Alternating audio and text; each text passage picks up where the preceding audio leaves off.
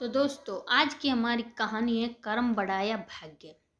इस दुनिया में कर्म को मानने वाले लोग कहते हैं भाग्य कुछ नहीं होता, और भाग्यवादी लोग कहते हैं किस्मत में जो कुछ लिखा होगा वही होकर रहेगा।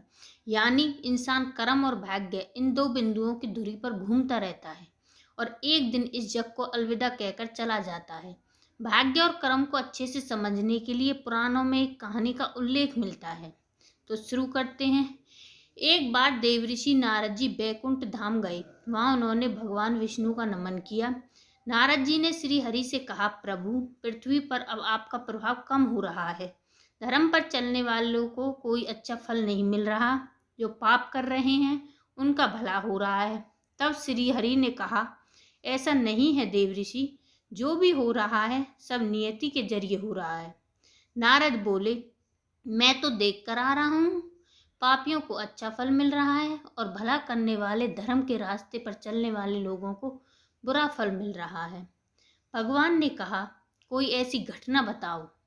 नारद ने कहा, अभी मैं एक जंगल से आ रहा हूँ। वहाँ एक गाय दलदल में फंसी हुई थी।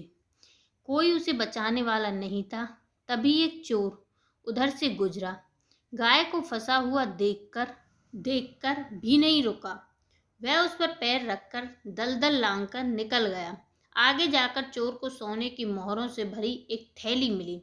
थोड़ी देर बाद वहां से एक वृद्ध साधु गुजरा। उसने उस गाय को बचाने की पूरी कोशिश की, पूरे शरीर का जोर लगाकर उस गाय को बचा लिया। लेकिन मैंने देखा कि गाय को दलदल से निकालने के बाद वह साधु आगे गया तो एक गड्ढे में गिर गया। प्रभु, बताइए यह कौन सा न्याय है। नारद जी की बात सुन लेने के बाद प्रभु बोले, यह सही ही हुआ। जो चोर गाय पर पैर रखकर भाग गया था, उसकी किस्मत में तो एक खजाना था, लेकिन उसके इस पाप के कारण उसे केवल कुछ मोहरें ही मिली।